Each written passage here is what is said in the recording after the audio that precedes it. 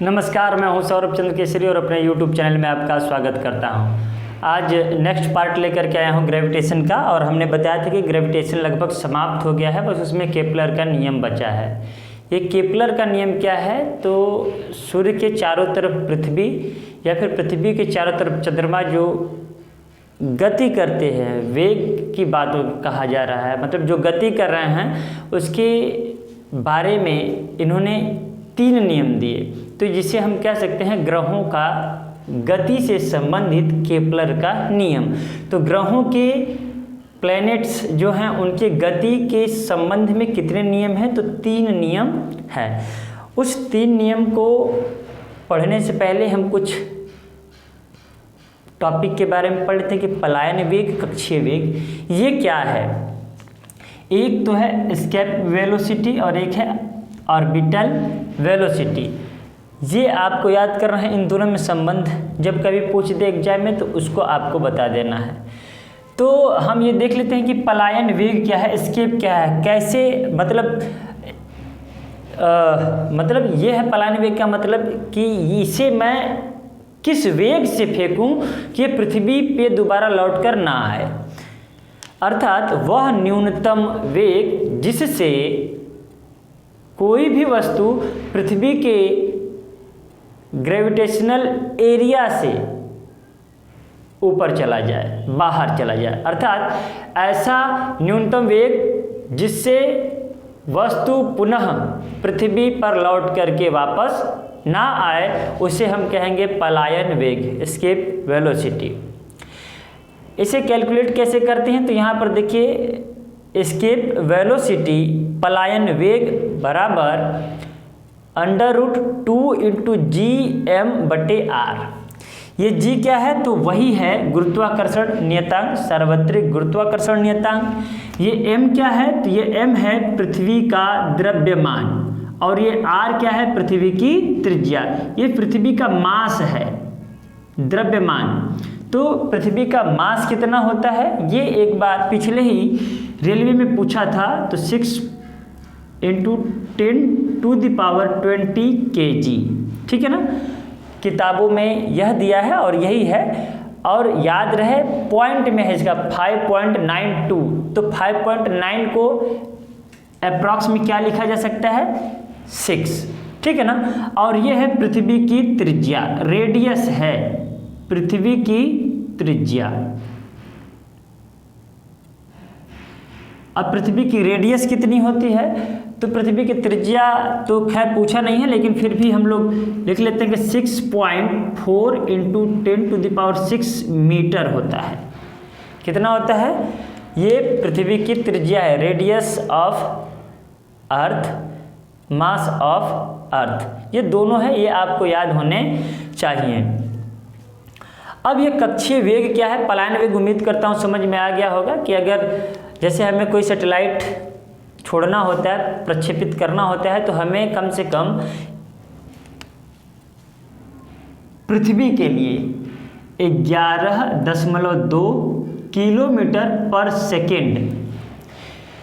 के स्पीड से, के वेग से हमें ऊपर की ओर प्रक्षेपित करना पड़ता है। जब तक हम ऊपर जैसे तेजी से नहीं फेंकेंगे इतना वेग से, तब तक पृथ्वी की कक्षा को ये छोड़ करके नहीं जाएंगे, ठीक है। मतलब पृथ्वी का जो गुरुत्वीय क्षेत्र है उससे तभी वापस जाएगा, उसे छोड़ करके चला जाएगा कोई वस्तु, जब हम उस वस्तु पर इतना वेग लगाएंगे। इतना वेग से अगर हम फेंक दिए इसे, तो ये दोबारा वापस लौट करके पृथ्वी पर नहीं आएगा। लेकिन इससे कम वेग से अगर हम प्रक्षेपित करेंगे तो वो पुनः वापस आ जाएगा। तो इससे ज़्यादा ही होना चाहिए, कम नहीं होना चाहिए, न्यूनतम वेग है। इसीलिए हमने कहा वह न्यूनतम वेग जिससे कोई वस्तु पृथ्वी पर वापस लौट करके ना आए। अगर इतना वेग से हम प्रक्षेपित करें, अगर वो वापस नहीं आता, तो वह हम कहेंगे पलायन वेग। जब उसे कैलकुलेट किया गया तो कम से कम 11.2 आया। और ये चंद्रमा के लिए अगर बात करें तो यह होता है 2.38 km/s। तो ये पृथ्वी के बारे में हम लोग बात कर रहे हैं, जबकि चंद्रमा के लिए आप लोग लिख भी लीजिएगा कि चंद्रमा पर पलायन वेग होता है 2.38 km पर सेकेंड, किलोमीटर पर सेकेंड। अब एक होता है कक्षीय वेग।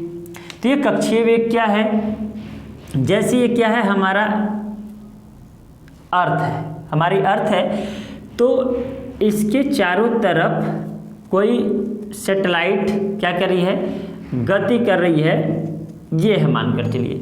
तो इस पर एक अर्थ के सेंटर की तरफ भी फोर्स लगेगा और ये बाहर की तरफ भी फोर्स लगेगा। ये क्या होगा कि इस पे एक बाहर की तरफ फोर्स लगेगा और एक अंदर की ओर। बाहर वाले को कहेंगे सेंट्रीफ्यूगल अभिकेंद्री बल, अंदर वाले को बाहर वाले को अपकेंद्री बल बोलेंगे और अंदर वाले को अभिकेंद्री बल बोलेंगे। ठीक है, सेंट्रीपिटल फोर्स, सेंट्रीफ्यूगल फोर्स।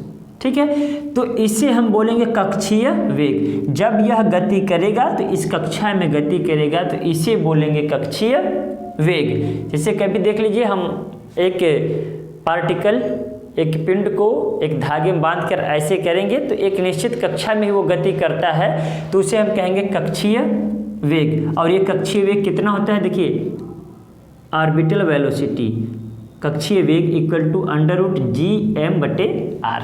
ये m फिर से वही पृथ्वी का द्रव्यमान, r फिर से वही पृथ्वी की त्रिज्या है।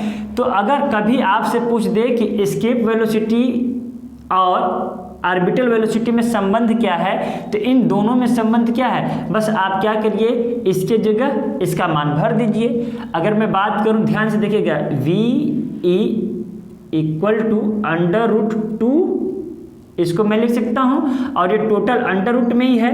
ये टोटल क्या बचा, देखिए अंडर अगर मैं बाहर कर दिया हूं, √2 इंटू √Gm/r, ये दोनों मैं इसको इस तरीके से लिख सकता हूं। अब देखिए, क्या इसके जगह मैं ये लिख सकता हूँ क्या, तो आप देखिएगा कि √2 इंटू V ऑर्बिटल, ये एक संबंध हो गया। तो कभी भी अगर आपसे पूछ दिया जाए कि पलायन वेग कक्षीय वेग का कितना होता है, तो आप कहेंगे करड़ी में 2 गुना, ठीक है ना, √2 टाइम्स, मतलब अब √2 का वैल्यू कितना है, तो 1.414। तो आप कहेंगे कि कक्षीय वेग का 1.14 गुना पलायन वेग कहलाता है। तो ये संबंध भी हमने आपको बता दिया, ये पलायन वेग और कक्षीय वेग भी बता दिया। उम्मीद करता हूँ समझ में आया होगा। देखिए, एक कक्षा में किसी पिंड के द्वारा किसी ग्रह अथवा तारा के चारों तरफ गति करना क्या कहलाता है, कक्षीय वेग कहलाता है। ठीक है ना, कक्षीय वेग करने पर उस पिंड पर 2 तरीके के बल लगते हैं। अंदर की ओर बल लगता है अभिकेंद्री बल, और बाहर की ओर जो बल लगता है उसे बोलते हैं अपकेंद्री बल, अपकेंद्री बल। ठीक, सेंट्रीफ्यूगल फोर्स, सेंट्रीपिटल फोर्स। ठीक, अंदर की ओर सेंट्रीपिटल, स्पेलिंग देख लीजिएगा। अब मैंने ये बता दिया। अब बात करते हैं केपलर का ग्रहों संबंधी गति का नियम क्या है। तो आइए देखते हैं। पहला नियम क्या कहता है, सुनिएगा, फिर अपने मन से नोट्स बना लीजिएगा, मैं लिखूंगा नहीं ताकि वीडियो बहुत लंबा ना हो। केपलर ने बताया, यह अध्ययन करने में इनको लगभग 16 साल लग गए थे, जबकि इससे संबंधित अध्ययन किया जा रहा था। 20 सालों के अध्ययन के बाद केपलर के पास वह आता है और उस अध्ययन का विश्लेषण करने में इन्होंने 16 साल लिया था। अर्थात इस नियम को बनाने में लगभग 36 साल लग गए थे। इनके पास पहले से ही यह नियम आया था, लेकिन वो सही था कि गलत था, उसका विश्लेषण करने में केपलर ने 16 साल लगाया और 3 नियम दिए। तो यह 3 नियम क्या है, ग्रहों का नियम, गति का नियम, ग्रहों का गति का नियम। यह नियम किसने दिया, केपलर ने। तो चलिए देखते हैं प्रथम नियम क्या कहते हैं ये। तो इन्होंने बताया कि कोई भी ग्रह सूर्य के चारों ओर एक स्थिर कक्षा में गति करता है जिसका झुकाव किधर होता है, केंद्र की ओर होता है। तो पहले तो ये देख लेते हैं यह किस पथ पे गति करते हैं, तो ग्रह किस पथ पे गति करते हैं, तो याद रहे दीर्घाकार वृत्त पे, एलिप्स के आकार का, अंडाकार दीर्घाकार वृत्त, ठीक है। ये हम मान लेते हैं दीर्घाकार का वृत्त का केंद्र है। और अगर हम बात करें इस तरीके से तो ये क्या है, फोकस है, याद रहे। मैं यहाँ पर F लिख देता हूँ ताकि आप समझेंगे ये C से केंद्र है और ये क्या है, फोकस है, ठीक। अब सूर्य कहीं एक जगह पर आप रख सकते हैं। चलिए हम सूर्य को यहाँ ले लेते हैं, ठीक है ना। ये सूर्य है और ये हम क्या करते हैं, अर्थ को ले लेते हैं। तो अर्थ सूर्य के चारों ओर गति करती है, चक्कर लगाती है, लेकिन किस पथ पे, तो आप कहेंगे दीर्घाकार वृत्त पे। दीर्घाकार वृत्त का मतलब अंडाकार, ना समझ में है तो अंडाकार समझिएगा, एलिप्स, ठीक है ना, एलिप्टिकल। तो इस तरीके से जब ये गति करेगी तो इसे हम कहेंगे कक्षीय वेग। कहने का मतलब यह है कि ये एक स्थिर कक्षा में गति करेगी। पृथ्वी हमेशा इसी कक्षा में गति करेगी। पृथ्वी नहीं वरन कोई भी ग्रह हो, बुध हो, शुक्र हो, ठीक है ना, मरकरी से लेकर के नेपच्यून तक कोई भी प्लैनेट हो, कोई भी ग्रह हो, सभी का अपना फिक्स्ड कक्षा है, उसी कक्षा में गति करेंगे। पहला नियम यही कहता है। क्लियर है, आप नोट्स बना सकते हैं, लिख सकते हैं अपने मन से, बस इसे सुन करके। दूसरा नियम क्या कहते हैं, दूसरे नियम में ये बताते हैं कि कोई भी ग्रह, कोई भी प्लैनेट अगर सूर्य के चारों तरफ चक्कर लगा रहा है तो उसका एरियल वेलोसिटी नियत रहता है, कांस्टेंट रहता है। अब ये एरियल वेलोसिटी क्या है तो उसकी चर्चा कर लेते हैं। एरियल वेलोसिटी का मतलब कि ये जब यहाँ से यहाँ आएगा, चाहे यहाँ आएगा, तो इसका ये कितना एरिया कवर किया। तो आप देखिए यहाँ से अगर हम बात करते हैं यहाँ तक की, चलिए हम मान लेते हैं ये यहाँ से लेकर के यहाँ तक, ये एक एरिया आपको दिख रहा है। तो ये पृथ्वी यहाँ से यहाँ आने में कुछ एरिया को कवर की है।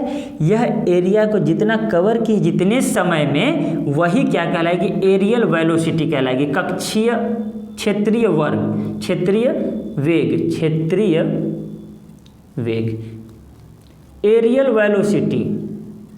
याद रहे एरियल वेलोसिटी क्या है, समझ में आया।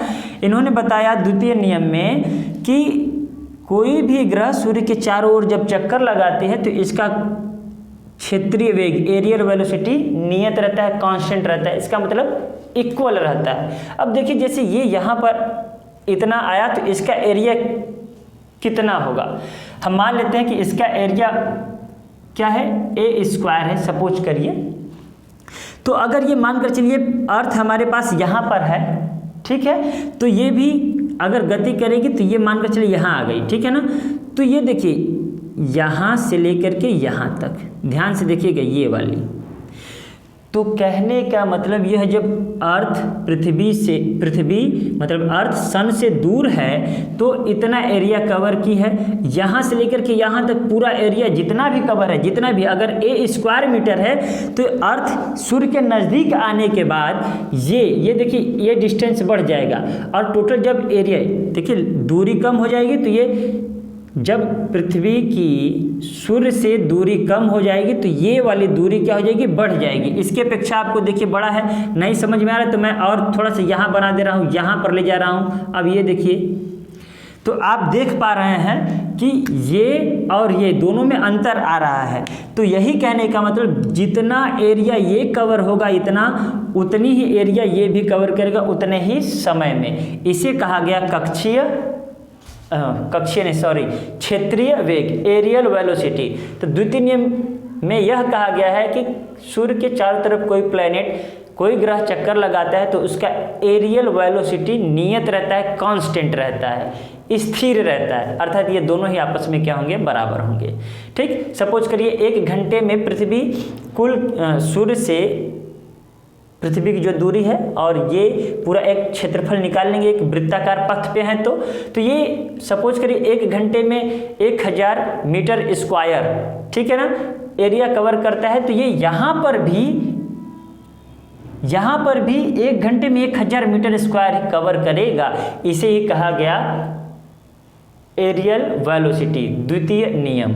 उम्मीद करता हूँ समझ में आया होगा। इसमें मैं यहाँ लिख देता हूँ कक्षीय वेग नियत रहता है। कक्षीय वेग नियत का मतलब कांस्टेंट रहता है, कांस्टेंट,